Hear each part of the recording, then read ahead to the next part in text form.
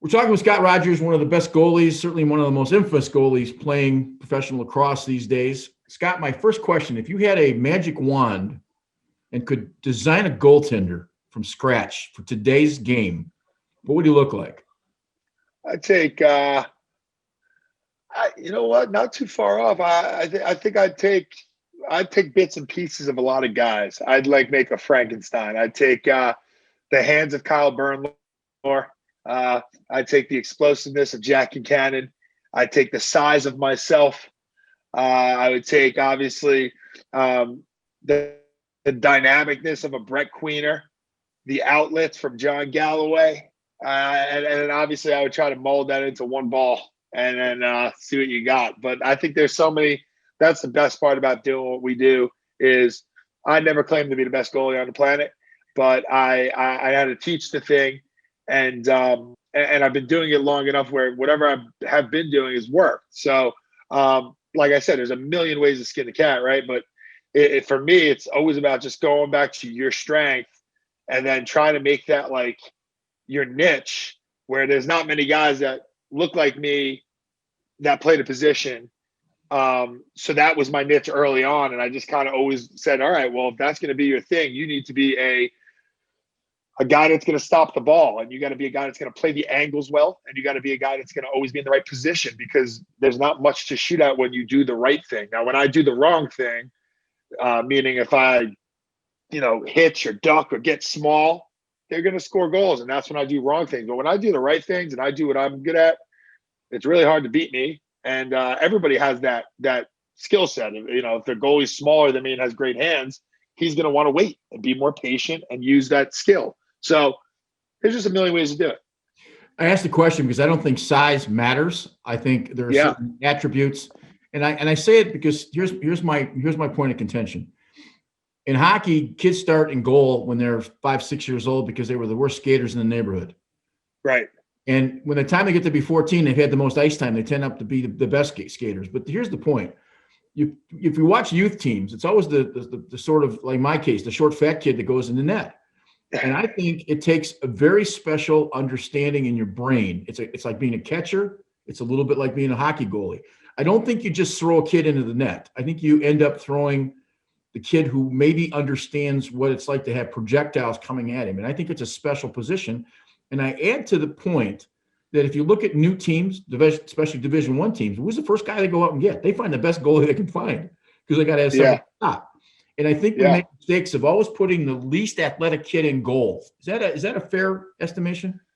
So, yeah, and I think in the youth level, that's where it starts, right? You take the kid that's not going to bring anything to the table as far as a field player. But you know what? When you kind of get sifted, when I work with a lot of youth goalies and I could tell within the first 10 minutes if the kid's got it or he doesn't, right? If a kid wants to be a goalie or he really is forced to be a goalie.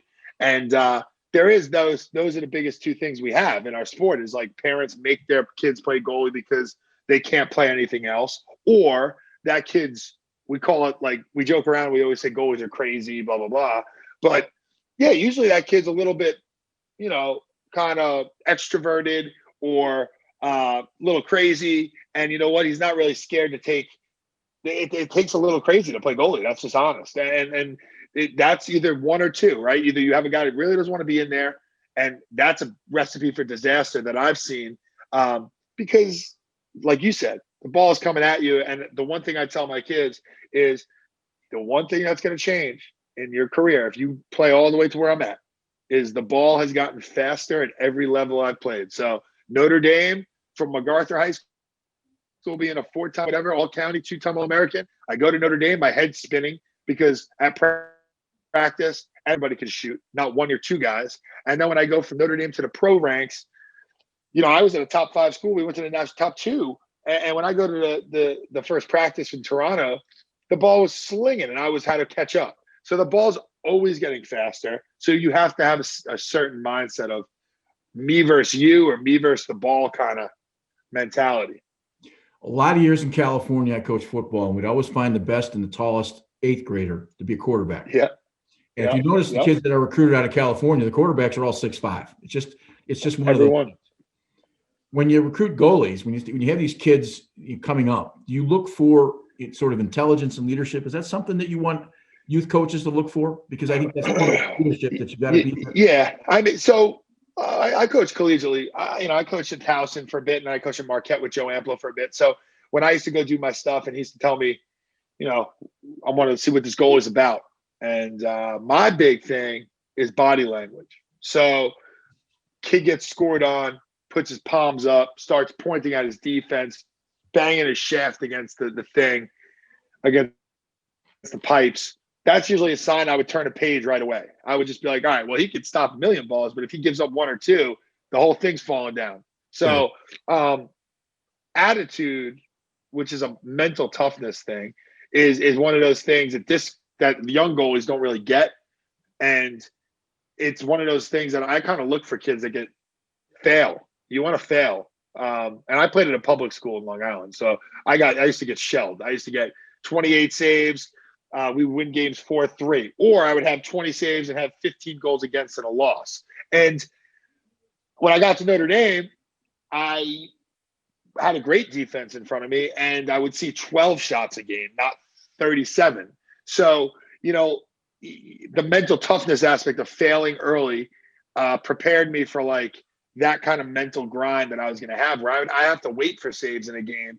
I wouldn't be making 20 saves a game. I'd be making Jerry Byrne would ask me to make 10 to 12. And if I made 10 to 12 saves, we would win. And like I said, that was a whole different recipe than how I won games coming out of youth, travel, high school to the high-end Division I. And then in the pros, it goes back to your childhood where they're shooting the ball 60 times a game. You'll have 20 saves a game, and you got to find your way through. So all these things have just kind of prepared me for different paths as a goalie, which every goalie should experience at some point in their career.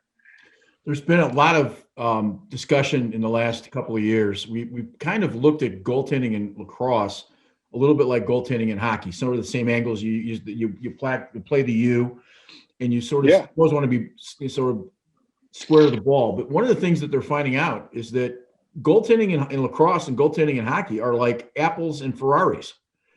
And it's changing in the way it goes, because if you use some of those hockey techniques, they really don't give you the angles, because there's actually been some guys, the guy from Cleveland State broke down his graduate paper. And talk a little bit about how this position is changing.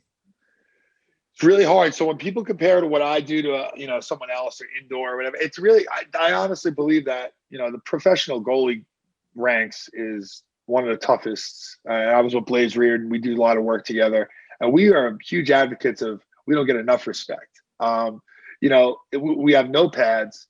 I'm playing with my 4th grade chest protector, which will change this year with the new rules, but like I've still had it. And like, it's not about gear. It's about positioning and hands and catching the ball. It's not really about, if you're going to be a blocker, like a hockey goalie is a blocker, and they play sound fundamental angles, and if they're in the right spot, they shouldn't get beat. I've been able to play that way due to my size, right. But most kids cannot play that rationale. You can't say to a 5'7" kid, well, if you play this angle, no, I still see a lot of net up high. I still see a lot of net out low. And that kid can't use that. So it has to be, it's a whole different animal. It's hockey goalies, it's a different stress. You let up 2 goals and it's a bad day. Right. So like I said, like for us, now at this level, if I let in 10 goals, we're still getting a chance to win a game. But the percentages, I think in the earlier on when I played, you know this because you used to watch and be around the program. I was at like 66, 63%. That was best in the country. I think best in the country now is about 50. Right. And that's 15% change in 10 years. So the expectation of the goalie now is just, listen, if you can manage a game, and Kevin Anderson, who coached me at Notre Dame, KA, he used to always tell me a good little thing. He used to say, there's shots you should save, there's shots you could save, and there's shots you steal. And if you steal 2 a game, we're going to win. If you make all the saves you should make. And that resonated with me because a should have saved was like 12 to 15 yards. And if I should make those. If I'm a good goalie and I believe in myself, that's the ones I got to make, no hiccups. And then if I steal 2 on the doorstep, I put our team in a definite position to win. And I kind of charted that through my career, and he was 100% spot on. So I just think playing for the percentage is not really – you can't do that in this level. You can't do it at the youth level because those shots are getting given up. The defense in club now is so I've been doing club for watching these club tournaments for the last 6 weeks. I've been on the road. Right. And it's like the defense isn't really sound. It's really got kids getting shots from 7 to 8 yards, which goes back to KA's point, is a could have save, which the could have saves, that's like a coin flip. Right. So I just think if you keep it simple, at Notre Dame, we kept it really simple. Shots down the alley, Scotty's going to eat them up. And if I don't, I say it's my fault, but they did their job to get them where I wanted to see it. And then I do my part, save the ball I should save. Then it makes the whole schematics of the thing very easy because it's efficient. And if you can be efficient at the position, I always say I want a goalie that's going to make 12 a game. I don't want to get a goalie that's going to make 20, that have 8, that have 20, that have 4. Right. And then he's so streaky. I'd rather have the guy that's consistent, flat pulse, good. Because you never know when it's going to get hot. It's a real simple. It gets hot. You don't want to get hot against a team that you're going to beat by 14. That doesn't exactly. I always go back to an old USL statistic that if a guy with a stick is inside of 5 yards, he's got an 85% chance of scoring. That's just a given. 100%. And if that's true, you better have some strength of mind and certainly of spine if you're going to go between the pipes. And I think that's part of the process of finding the right kid for the right place. I agree with that.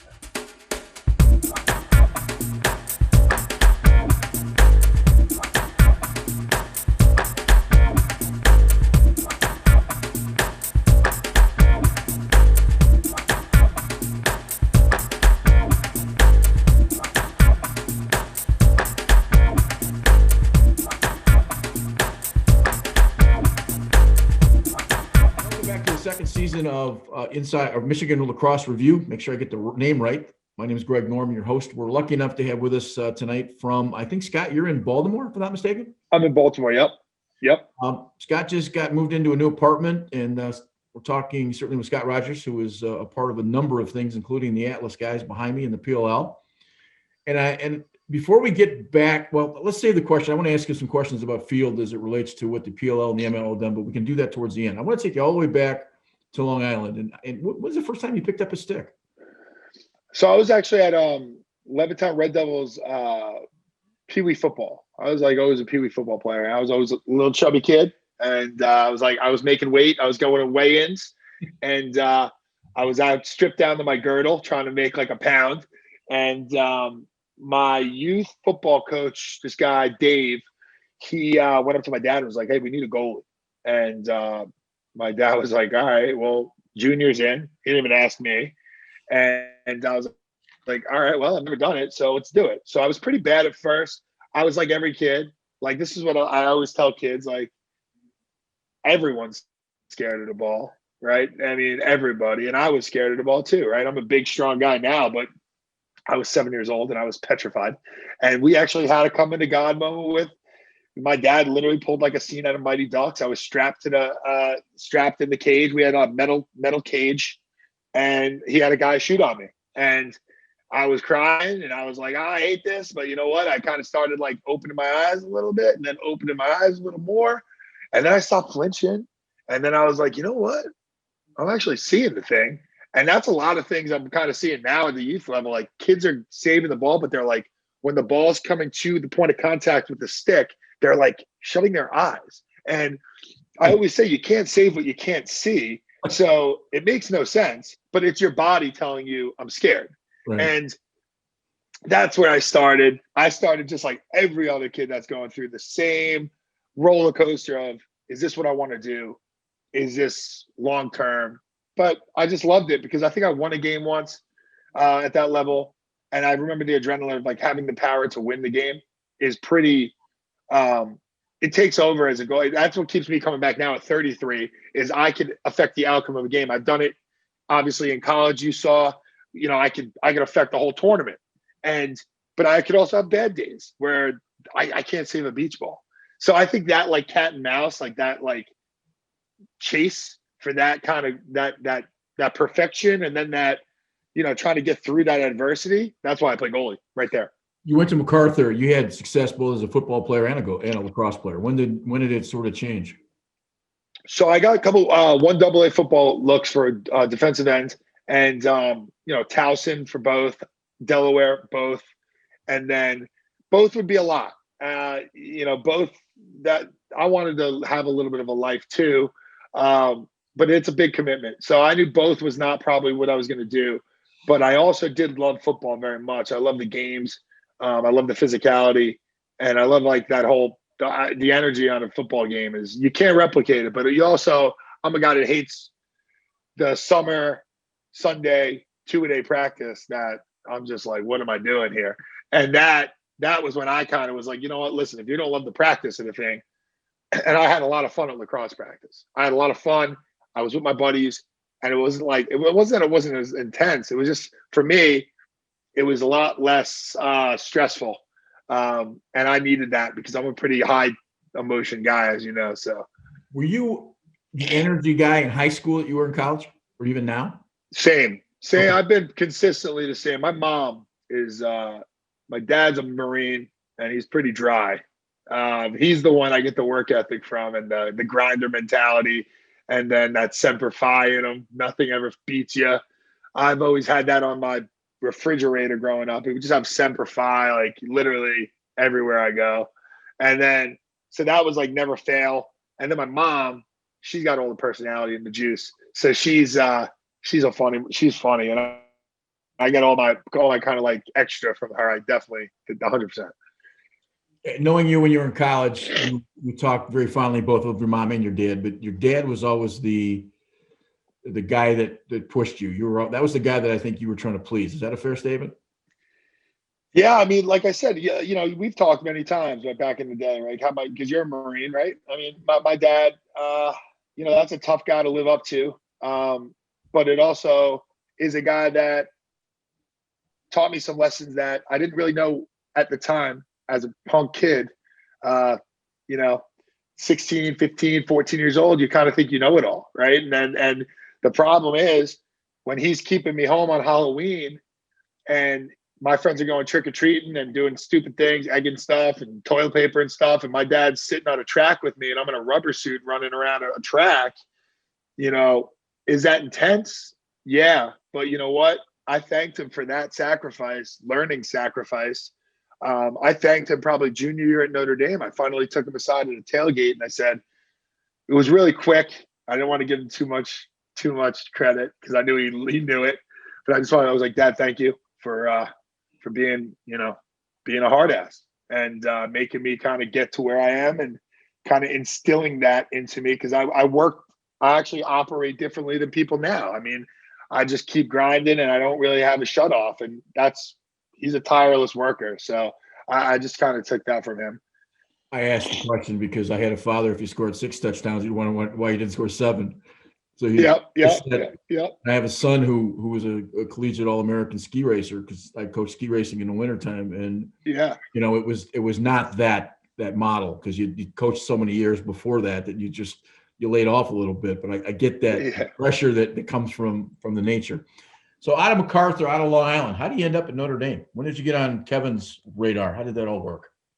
Man, so I'm one of the only guys to be like I was like all county as a freshman, which is very rare where I'm from. All county, all 4 years of my career. And then 2-time All-American out of a public school, which most of those guys get it. It's like Manhasset, Garden City, St. Anthony, Chaminade. So I was always known as like this dude, this tough kind of kid from like this tough area. And I kind of just like, I played like that too, though. Like when I played Limbrook or Garden City, we would lose, but we would, I would show out and my teammates would play pretty gritty for those games. And I think that's like kind of Coach Corrigan saw me at like, an indoor tournament called the Petty Tournament. It's like the national indoor thing. And he was sitting up top. And I was playing again with a bunch of private school. I was playing with like a bunch of basically the Empire team of New York State, but I was a freshman. And he saw me kind of do my thing. And I was always a guy like I'm an entertainer. So if I saw a bunch of coaches up there, I saw Petro, I remember, big, you can't miss him. So I saw Petro there, and I was like, I'm going to show out for this game. Yeah, I was like kind of talking junk and just like I was in it, and I was entertaining. And but that keeps me. That's one of the things for me that I've always been a big stage guy. But then my Achilles heel is, like I said, like if you had me playing in a game that if we're supposed to win, and I've caught myself and I've tried to change that over time, where I used to almost be, when I was at MacArthur, we played Hempstead and we should beat them by 14 goals, and I would play terrible. And when I was at Notre Dame, we played Bellarmine, who we would outmatch them talent-wise, and somehow I would have just my worst game of the year. And that was something I had to fix, especially being a pro for so many years now, is right. You really can't turn the switch on and off. So I'm still learning, right? I mean, that was one of my things, and that's where I saw Kevin, and he, I think I was maybe one of like 2 public school guys, maybe 3 when I was there. So, like I said, I had a lot of work to do going there. It was a challenge. It was, I had a tutor that followed me around everywhere and made sure I got up, made sure I went to class, made sure I did my thing. But that was easy coming from where I came from with my dad, because my dad was up my butt, literally 10 phone calls a day. Did you realize at the time what education you were going to get from Notre Dame? Do you understand? Did you understand? I knew. So the big thing for me and my family was my parents didn't go to college. My dad went from high school to the Marines, and my mom like nursing school and no college. So the big thing for me for not going to Syracuse or Maryland, I had offers from all those schools, was if I could use lacrosse to get me somewhere where I could never go without it. That was the plan. And my dad and my mom were on board with that plan, obviously, too. So, like, Cornell was Tambroni at the time. And I think I was shy. I think I was shy like third SAT for that. And Notre Dame, I got in.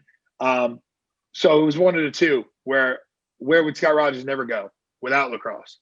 And that was when I got to Notre Dame, guys, everyone thought I played football. Nobody thought I was, I was an athlete, and I had to knock down some stereotypes when I was there to get to the next level and fit in. So it was something I took myself out of my comfort zone because of what you just said. What quality of education am I going to get? And then also challenging myself to probably somewhere where I wouldn't be without the athletic achievements I had. Kids, there's all kinds of stories about kids going through school, whether they're there to play professionally or they're not. But at Notre Dame, if you don't cut the grades, if you don't cut the classroom, you don't play. I mean, it's a tough academic environment. Yeah, and that was true for a lot of friends of mine. That was true for the guys in the basketball team. That was true for the guys in the football team, where right. Maybe if they went somewhere else, they'd with GPAs they had, but sometimes they would just get, they wouldn't be able to be eligible. And Notre Dame has its own standard of GPA. So the NCAA clearinghouse is like, you could technically play at a 1.7 and you're cleared to play any game. But Notre Dame won't let you play unless you have like a 2.2. So, whatever it is, if that 2.5, I mean, whatever it is, it's still their standard, and they let you know, like, if you're not cutting it in the classroom, you're not going to play for us, because we're not just doing this to win. We're doing this so you could be a citizen of Notre Dame. I'm a Michigan State guy, and I think of the alumni and the guys I know, and I know folks from Michigan, and I know guys from Notre Dame, and it's sort of the difference between going to public school in Detroit and going to Cranbrook or Brother Rice. You just get to know more guys. Yeah. It's a great advantage. Now, when you go there, you had a great high school career, but now all of a sudden you're playing behind an All-American. So you had to kind of sit for a while and to get your opportunities. How much did you learn from Joe? I've done that. Yeah. So, for me, I tell this story all the time. It's one of the things that makes me how I am today. I'm very good at handling adversity. And I really don't take no ever because of that. Like, for instance, I was the #1 recruited goalie out of Long Island. I played on the Empire team 2 years. I played for All-American twice. I'm top 5 ever in saves total, like 1,000 something. And I go there and I think I'm good. Like I said, I have that 17-year-old mentality. I'm the man. And Joey was there, and Joey was coming in for he actually took over for a 5th year, Stuart Crosland, when I got there.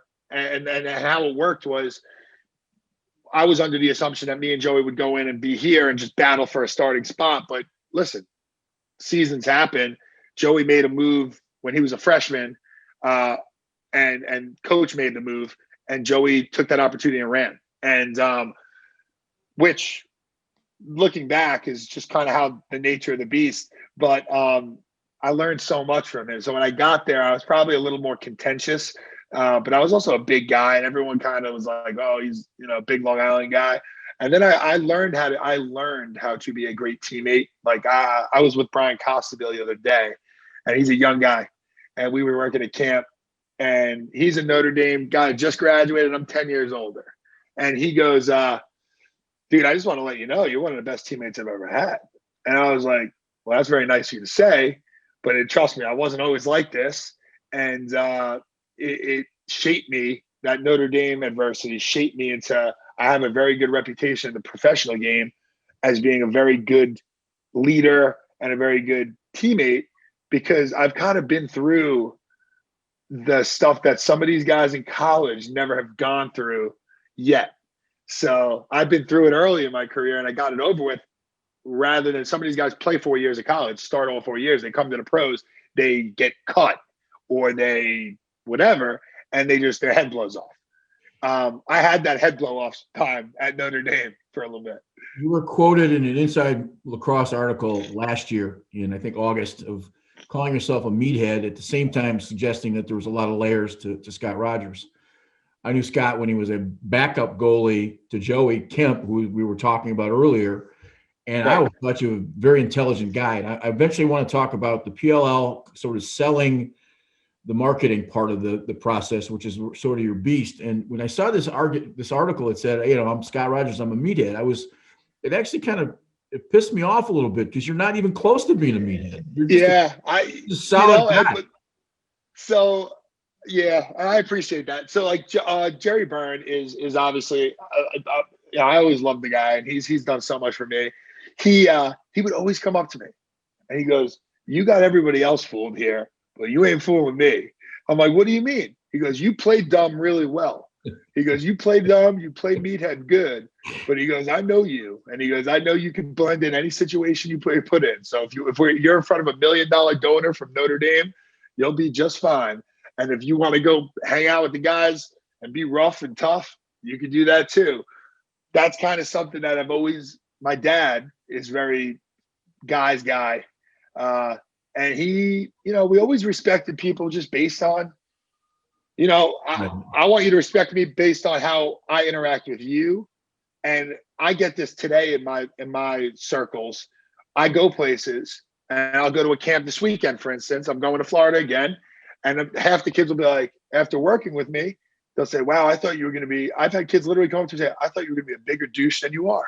I was like, that's like a compliment, but it's kind of rude, because you think I'm going to be a certain way, because like you just touched on, there is a marketing piece of this thing. And I've told people this, and I've been very straightforward. I'm authentic as I am the way I am, but I'm also, this is WWE to me. So I could be the big rig. I could be extra on top. When I come home, I'm going to go watch Real Housewives and have a cup of wine and just relax. I'm not yelling at anybody. I'm trying to cool. I spent a lifetime in the newspaper business, and I used to tell people that one of the reasons I went into the newspaper business so people would see my byline. So when I'd cover an Olympics and people in Florida would see my byline from Europe or wherever they would see it from, I would be the personal touch that they knew who you were. There's nothing wrong with wanting the notoriety. And so I understand that part of it. But again, going back to the point, I watched you as a backup goalie in summer camps at Notre Dame, and you were still the glue when you weren't the star. And I think that's the part that you can't be a meathead and have that kind of effect on other people. It's impossible. And you can't be a fake and have that kind of following. You just can't, Scott. And sometimes I don't think people know, the ones who know, but the ones who don't know, they got to know what a good guy you are.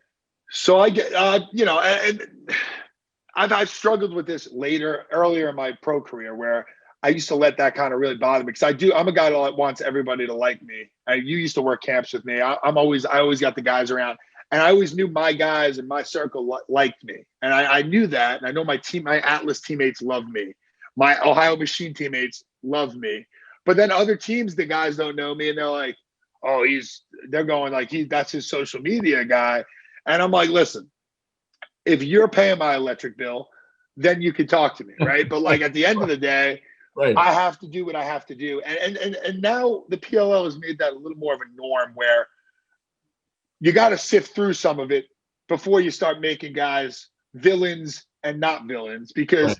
I could be a villain, and I've been a villain in this game, but everyone that knows me is like, he's like a big, gentle giant. And I'm like, they want a villain, I'll be the villain. And like I said, you've been in the newspaper, you know the deal with marketing. I look back and I say, would I rather take marketing at Notre Dame like I should have, or learn this hard route of self-marketing that I've been doing basically for 10 years, and branding myself and building my brand. And I've basically just been doing marketing since I've left school, and it's been hard. So I appreciate that. But yeah, it's been the real ones, my people like you and people that have interacted with me in smaller settings. I don't understand it, but I just I'm pretty authentic. I just think people think I'm going to be something that I'm not, and I just won't do that. So let me take you back 2009, 2010. I think 10 is the year you played Duke in the finals. Yes, 2010. You're a two-time All-American. But two-part question. One, what did you learn while you were at Notre Dame, especially those last couple years? Okay. And what effect, talk a little bit about Kevin and Jerry and what that kind of meant, being away from home and having those guys as mentors. Well, being at Notre Dame was hard, because I'm from Long Island. I'm from an Italian family. Sunday meatballs mom's making. It's tough to get away from that. And when I did, my dad was also very like, suck it up, dude. You know what I mean? So once he wouldn't let me come home for summer, really. So I stayed 5 years. I did 5 years there because I redshirted. I did 5 years of summer school, and I did because I would always try to get ahead or break even, but whatever I had to do to get my academics right. And then Coach Corrigan, I got to know more on like a father level, where he really looked out for me. And my dad to this day will still text him and say thank you for all you did for Junior. Meaning, he'd have me for Thanksgiving, he'd have me for Christmas. He took me into his family. Liz and his kids, they all know me pretty well. I was around all the time. It was kind of like making I get this all the time, and I don't want to go off topic, but I always get like, I get misquoted a lot. And people say, when I say I'm not a Notre Dame guy, they take it like I'm bashing Notre Dame. No. I'm saying where I'm from and what I've come from, there would not be, I went to school with guys that went to Malvern Prep, Georgetown Prep. I coach against these schools now at Calvert Hall. I'm a part of that beast of private school. And I was different. And they let me be different. And like Coach Corrigan let me be different and let me kind of spread my wings, which was challenging for him at times. And Jerry was a Levittown guy. So he kind of knew what he was getting into with me, and he always let me be me. And he always let me, as raw, as uncut, as big as I am personality, and sometimes I push back on things. Those guys coach, and I think I get misquoted a lot, like I'm not gracious for my experience. Those guys know I'm very gracious for what they've done for me, as far as accepting me and letting me kind of just find my way without changing me. So that was a big part of what my whole experience at Notre Dame was I left there with connections and friendships that I would never have in my environment that I was in. But I was still able to go back to my environment. My friends from home would still be like, Scotty's still the same Scotty, but he looks like he's learned a couple things. I've had a number of conversations with guys from that area in Levittown, and Bill Tierney Bill's from Levittown, tells the best story. He said, my wife is from there, and he says, the easiest thing for me to do is get a big head. Now, we're talking about a 7-time, I think, national champion, 6 at Princeton and 1 at Denver. And he says, every time I come home, he says, I think my britches are too big. He says, my wife's Levittown background, which we've been away from for 40 years, reminds me that my last game at RIP, I got beat like 30-1. And so anytime he thinks he gets a little over the edge, and you can make an argument that Bill Tierney may be one of the best lacrosse coaches that's ever lived. Oh yeah. She drags him right back to Long Island, with one comment, and it puts him back in place. And that's just it's one of the most unique things ever, because I would go home for 2 weeks. I'd stay every summer school. I have 2 weeks basically to go home. So my dad would always say he doesn't want me to be around my knucklehead friends, which were funny at the time, but he didn't want me to be around them all summer.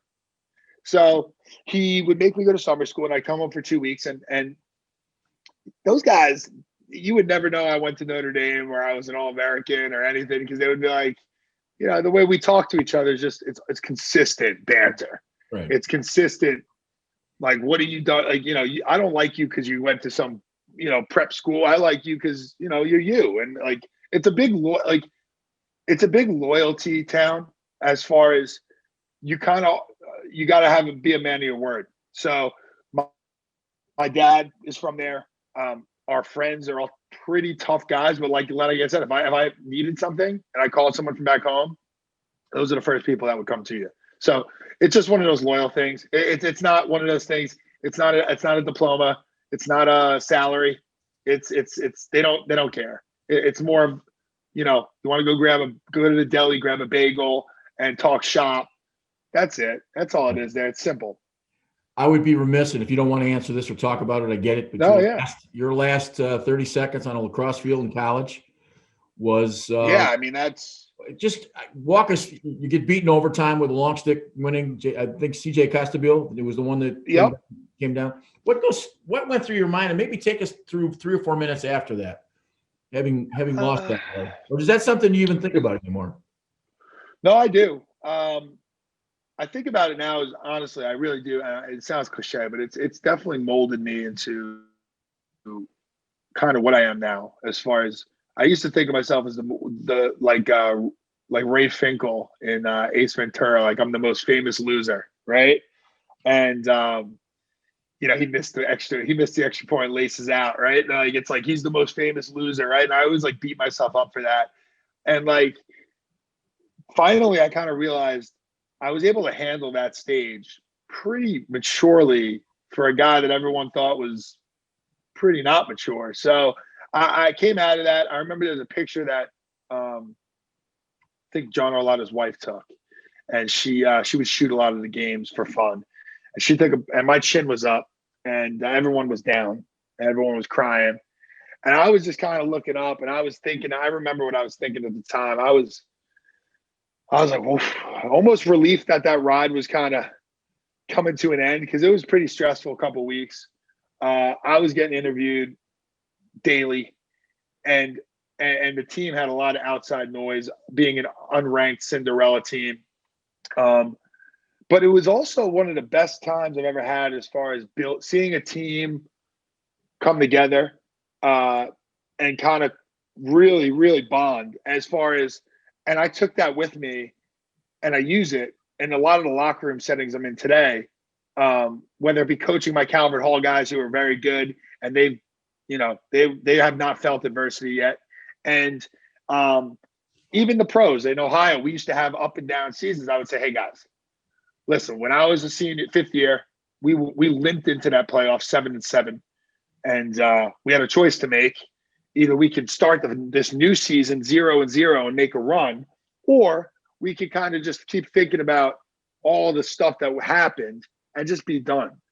And if you really look back on that, when I let that goal up, that stuff kind of flashed through my head of like how proud I was to be a part of that group. Because listen, we were counted out. I couldn't tell you how many times. But I can tell you, we kept making these plays, and we had guys making plays that never made those plays. And we had guys step up that didn't even know they could do that. And it was just one of those things where you're like, you kind of see what people are made out of, and you kind of see what your friends, right? You could see what like your friends could do when they really like love one another in that setting. And that's when I take that into a different locker room, it's what makes me a great teammate in the professional game, is I kind of know what the culture thing is. And a lot of people talk about culture, and a lot of people talk about just get the culture right. You got to really experience failure. You got to experience adversity. You got to go through some tough times before you can even come together even remotely as glue. And then you can trust that guy to make a play because you know he genuinely cares about the guy next to him. And that's culture. That's culture. That's all culture is people talk about caring. Right. You don't care about somebody. You could tell if somebody cares about making or failing that guy left or right. Because they'll play and they'll go for that ground ball, or they'll throw that check and sell out. David Earl, who I was great friends with, that guy laid his body out in a full Superman just to make a tomahawk check, trail check. Right. Some guys don't make that play, and you just see culture. That's it. I wrote a column at the time. We knew some of the guys from Notre Dame from having come to some of the camps, this, that, and the other thing. But if you believe in karma, I thought it was interesting and the column that I wrote this was also the other side of the Duke argument, since they had gone through all of the difficulty with when Pressler was there and through the rape trial. And not that your heart wasn't broken, it was, but if you believe in karma, maybe God that particular day was paying back, Duke for some more difficult times and that's kind of the column that I wrote, that it was a great game, but part of it was God can only root for one side if there's such a thing, and it's just there's always listen, and that's the one thing that I've come to terms with, right? Somebody's got to win and somebody's got to lose. So, I was the MVP of that thing. You were, but I did not feel like it at the time. But when I looked back and I had a couple chances to digest what we just went through, which takes probably like a month or two to sit there and be like, reflect. It was like, wow, what a ride that was. Sure. And, like I said, it was like we all got hot at the right time. I tell people all the time, I was seeing the ball, I call it spider vision, where I was seeing the thing in slow motion.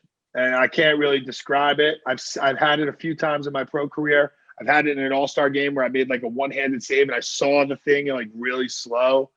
It's something that goalies kind of get. It's called being in the zone, if you read a couple books on it. Right. And I was definitely in it. And it was one of those things where you chase that feeling, but you might not ever get it again. And it's I know for a fact that whole thing is like a once-in-a-lifetime lose, win, draw. It's still we went through that experience and we made a pretty good. I don't care if we lost, man. It's still a 6-5 game, lowest scoring game ever, and I don't think we had any business being there. So you ended up good. You ended up in pro lacrosse, but if we go back to your graduation day at Notre Dame. First of all, what was your degree in? And the second is, if you don't play lacrosse, what would you be doing today? Like I said, I was a sociology and psychology major. I double majored. A lot of guys did business. I knew I'm not really a guy that's made for, I'm not a cubicle guy. I can't be told what to do. I asked Coach Corrigan. I'm not really good at being told what to do. I'm very good at leading. And I learned how to do that through him. So you weren't going to be a sociology professor. No, I wasn't going to be a sociology professor. And I knew that. And I knew I was a good coach because I used to coach those camps I used to see me at. I used to coach those since I was like a freshman. And when I was young, I kind of knew I had a little something as far as coaching. I knew kids resonated with me. I know I have the ability to be your friend and kind of like a big brother, which I do at Calvert Hall. And then I have the ability to lay the hammer down and people react and listen to me. So once I knew I kind of had that, and I always knew I wanted to coach. I always did. But I always knew I wanted to do it on my terms. So that's always been the hard thing, right? I'm not a good assistant coach. I'm good at coaching my way and doing it my way. Maybe one day in the future when I'm 45, 50 years old, I could see myself coaching a program. But right now, I've learned all those things from, like I said, our time coaching when I was young and stuff. I do 50 camps a year, man, and I'm running around and I love it still, just like I did when I was 23. So that I get an excitement to pass the game, and I get excitement from being able to see immediate improvement in someone after 2 hours with me. And that's like a big thing for me. For the instant gratification of coaching for me is really, really something that nothing else you can really do. Everything in life takes a lot of time. Right. But you can get 2 hours with somebody. If you're doing the right stuff, you could see a difference in their game. You get 1% better than you were the day before. So that's why I love it. And like I said, marketing, maybe I've had a lot of jobs in sales where you would crush sales, med sales, this sales, that sales. Yeah, I'm a good people guy, but you know what? At the end of the day, I really do love this game. I really do love this position I coach. It's a niche, and I have the personality to, like I was with Blaze the other day, and we've been doing a lot of stuff together. We're two big personalities in a game that's not marketing the position really for our personalities. So We've kind of carved a niche in entertaining, which is, I'm not going to lie to you, it's a big piece of when people come to my camps, they want to meet me, but they also want to learn.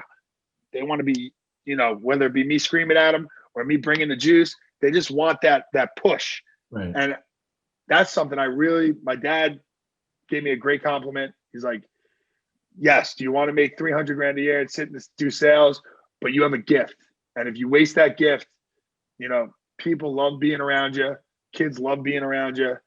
He's like, that's a waste, man. Don't waste your gift. That's a gift that you have. And once he said that to me, like we talked about living up to that standard of your father. Right. He kind of gave me the green light. And when he gave me the green light, I kind of went all in on coaching. So that's what I do. Did you ever think about being a teacher? Yes, and I was obviously always right. Like all my buddies, my best friend's a UFC fighter. He's going to be a gym teacher. He's going to be a great gym teacher when he's done, and he's going to start a gym or do what he does. But any of those things come pretty. Where I'm from, they always say Long Island guys could sell you. I could sell you a car with a broken engine. So I mean, the personality piece is my mom, and that's like always been the friendly side. But that hammer, like that, just keep coming, persistent. I really don't stop. I get what I want out of a kid.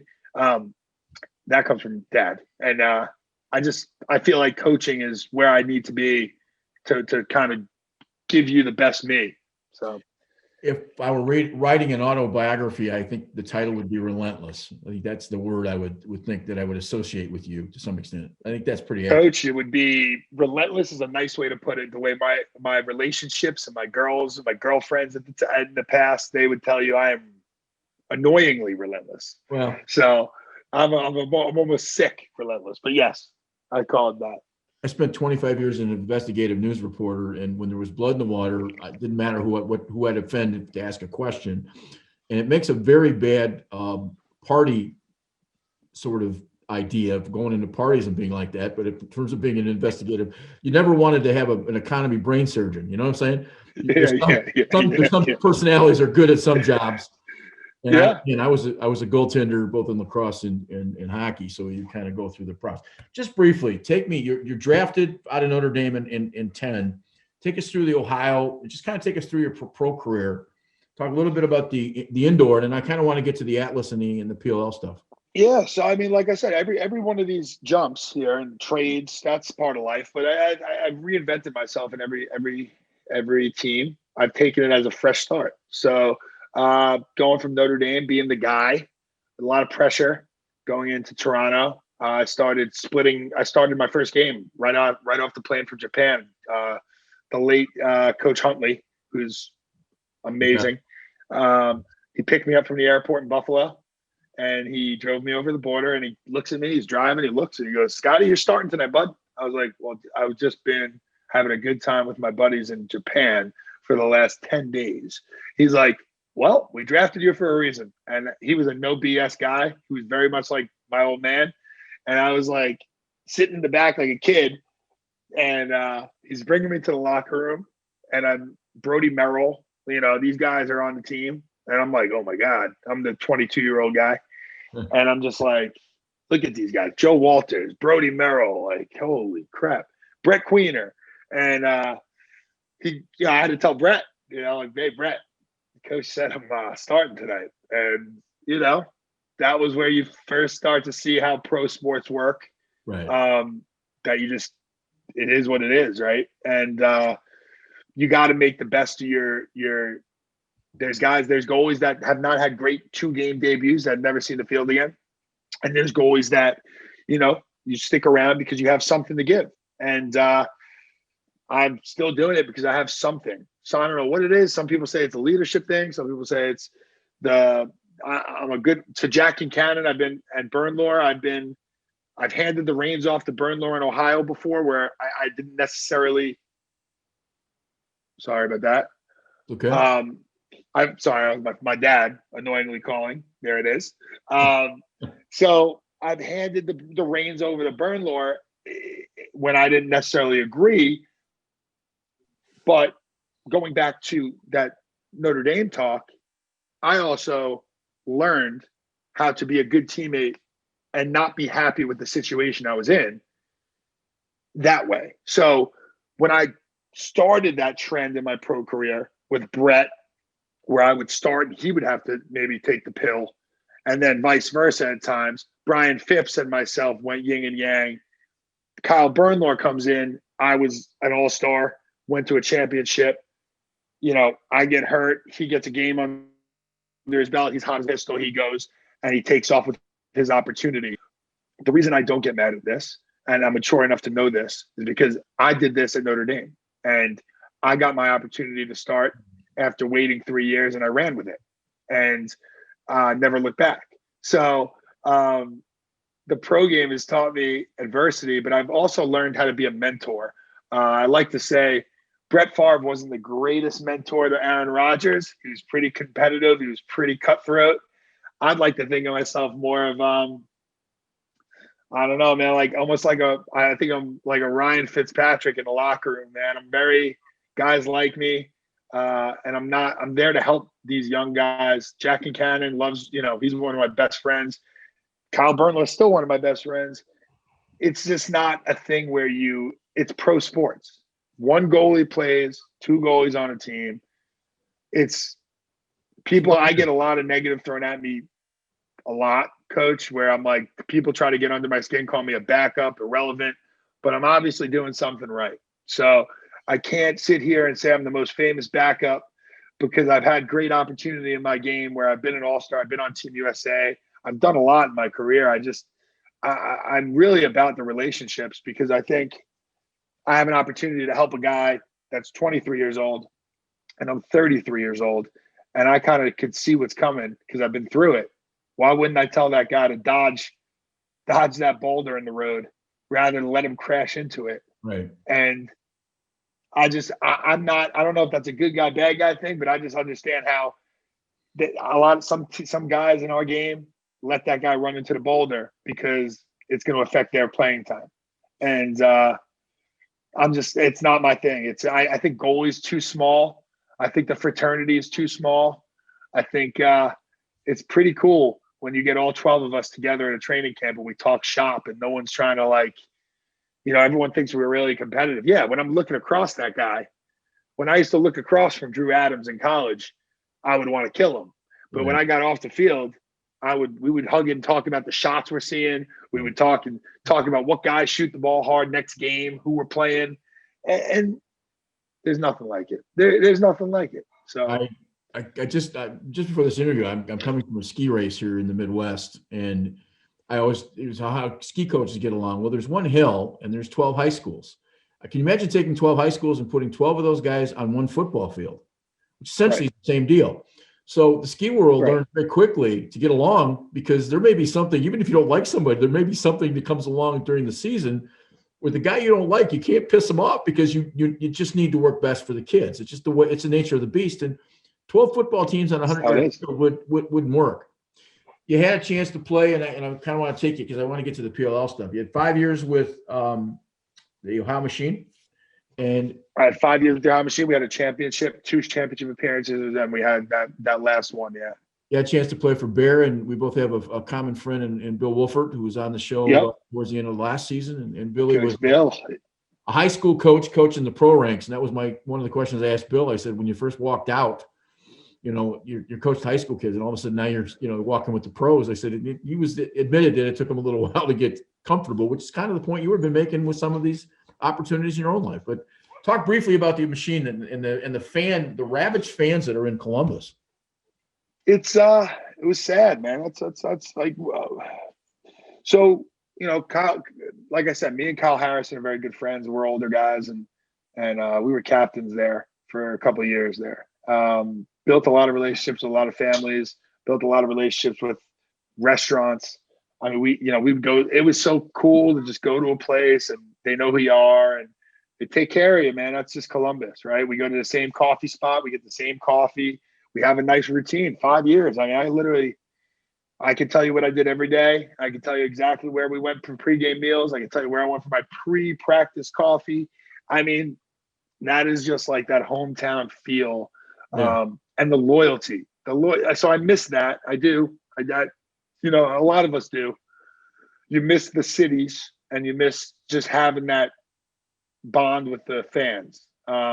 It's a different bond. It's not like when we go in the PLL, it's exciting. It's adrenaline. It's energy. It's almost like a circus coming to town in the sense of everyone wants to see the circus, right?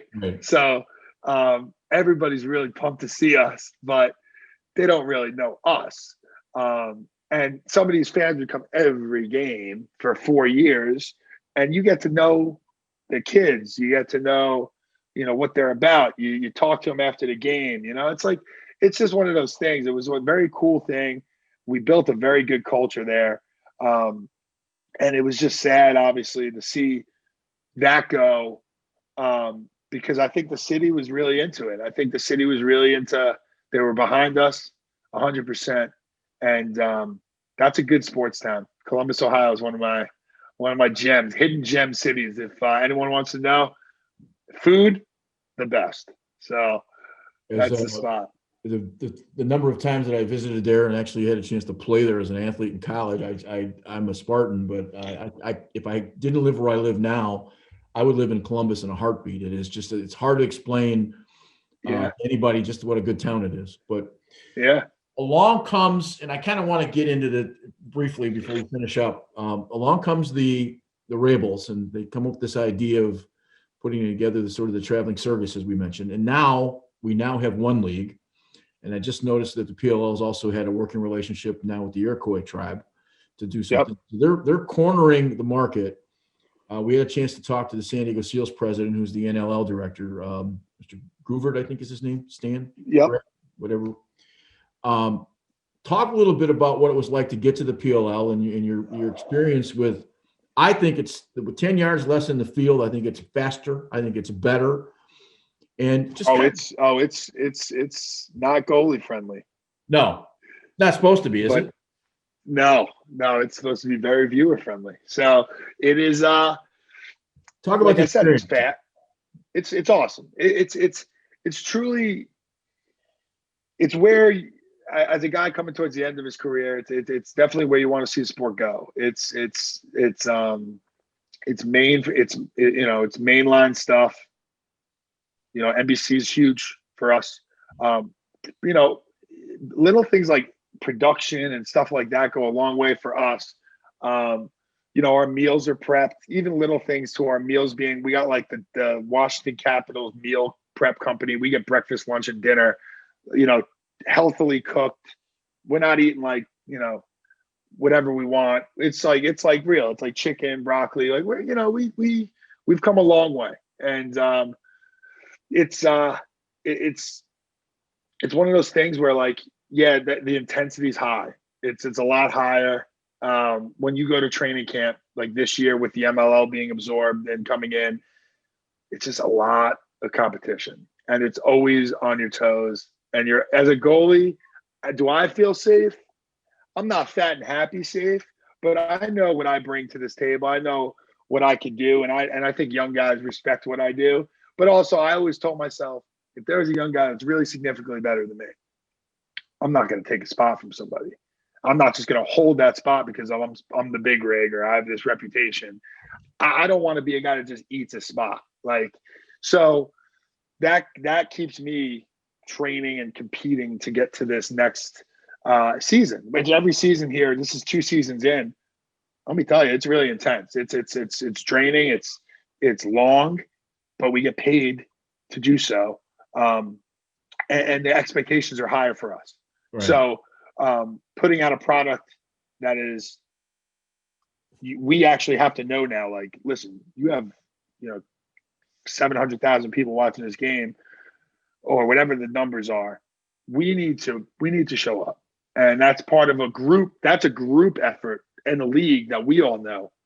That training camp, competing, level of compete, everything has to be great because there is a production and an entertainment that has to happen in any sport. That if you want to just be a purist, purists won't like the PLL. I know a couple purists that don't, but I know if you're looking at it as far as a professional sport, we are doing things that a lot of leagues do not do. So I love it. It's the next thing. They kept the Boston Cannons. It makes the 8 teams. Does it eventually go back to cities? So there's loyalty within those cities like you had in Ohio, or does it remain this traveling circus, or is that just one of those things as it grows? And if it doesn't grow, it's obviously not going to survive. But if it grows, do you get back to cities, or do you think it stays the way it is? I think personally, I'd like to think I'm coaching in that league one day. I'd like to think I'm doing something as far as that. It's hard, and I'll tell you from playing in the MLL, it's hard to do cities because, it was easy for a Baltimore guy to go to Ohio because it's a 45-minute flight, and I don't mind doing it 7 times a summer.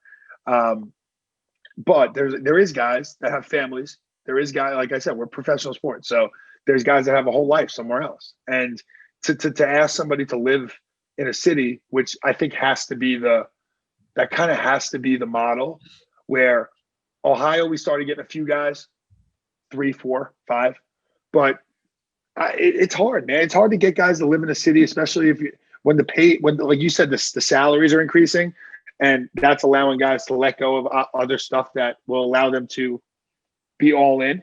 But like I said, for us to go to San Jose, where they love having us, and they can get great fans for that one weekend, but I don't know if we could have a team in San Jose, and I don't know if we could have a team that stays there all year round.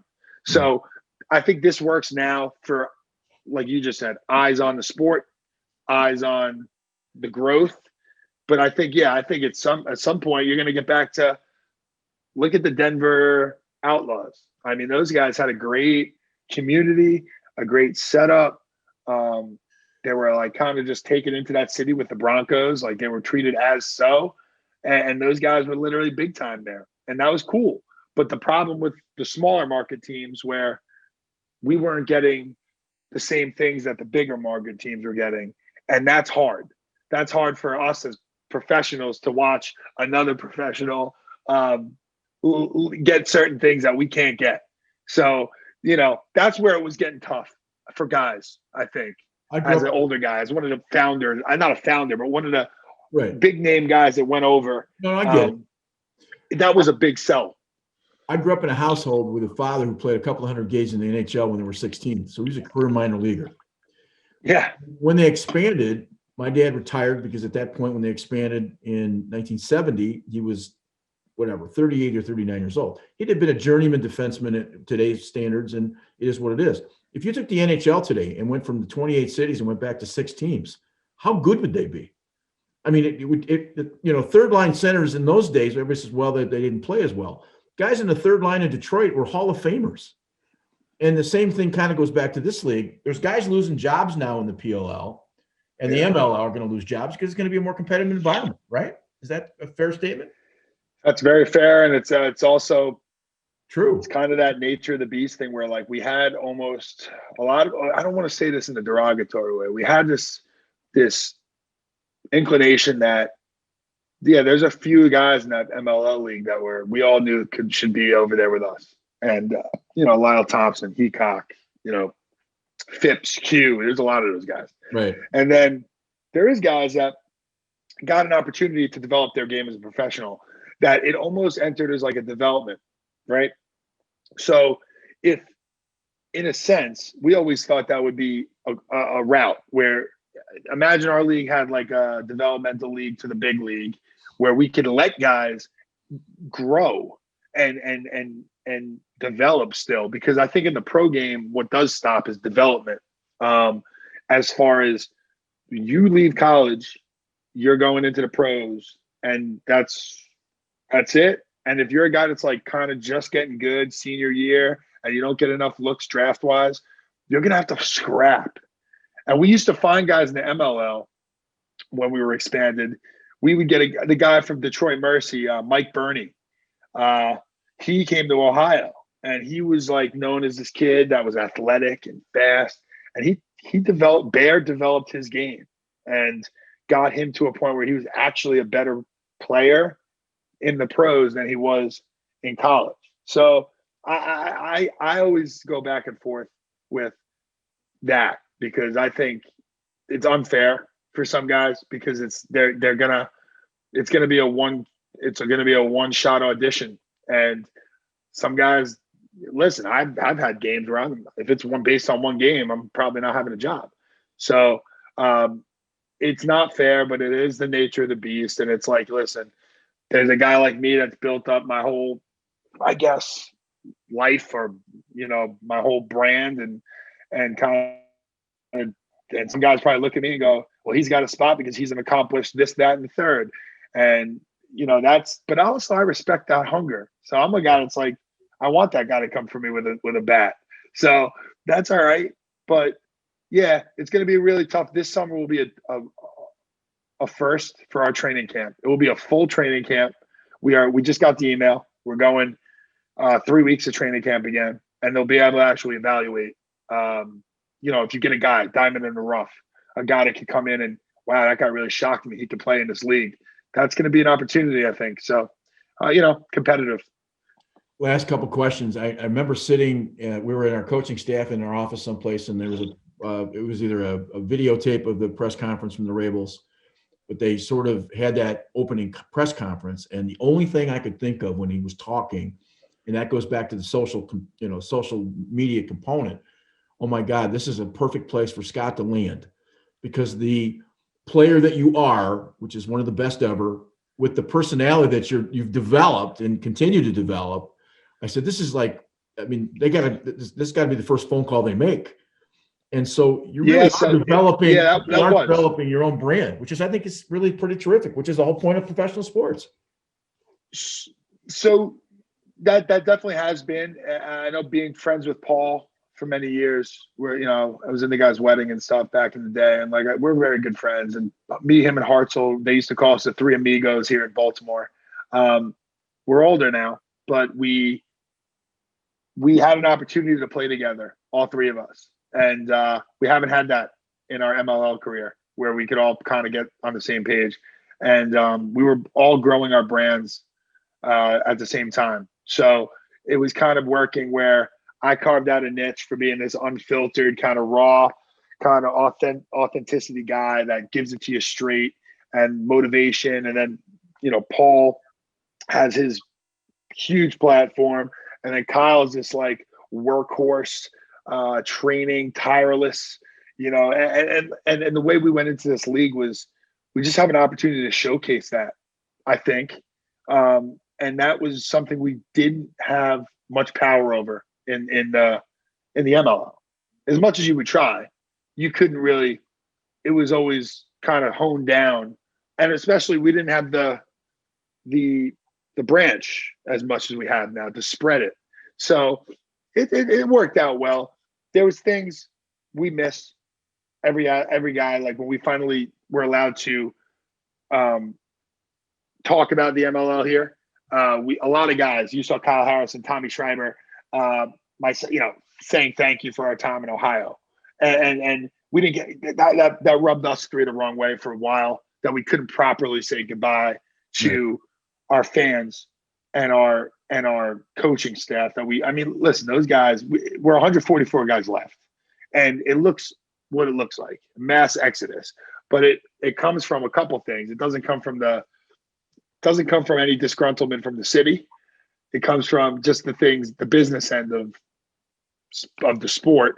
And that's where it was nice to finally have a little closure these last couple of weeks here and be able to finally, those fans are great to us. And we got to tell them finally, because, all the stuff that goes into business and whatever, we were able to be thankful and show some appreciation, because we did appreciate our time. So it was great. Scott, we didn't get a chance even to get into the strength and conditioning and a variety of things. I don't want to keep you any longer. I wanted to thank you for opening our second season for Michigan Lacrosse Review. I've known you for a while. You're a class act, and I wanted to reveal, at least from what I know about you, the heart, the size of the heart that sometimes gets lost in the smoke of being the beast. Bravado. Yeah. But you're a lot more than just a 3 layers. I think there's about 400 or 500 layers, and I think that's an accomplishment for mom and dad, because obviously they did a hell of a job. So I appreciate you, Coach. Thank you. Without blowing smoke up your tail, I think you're the kind of guy.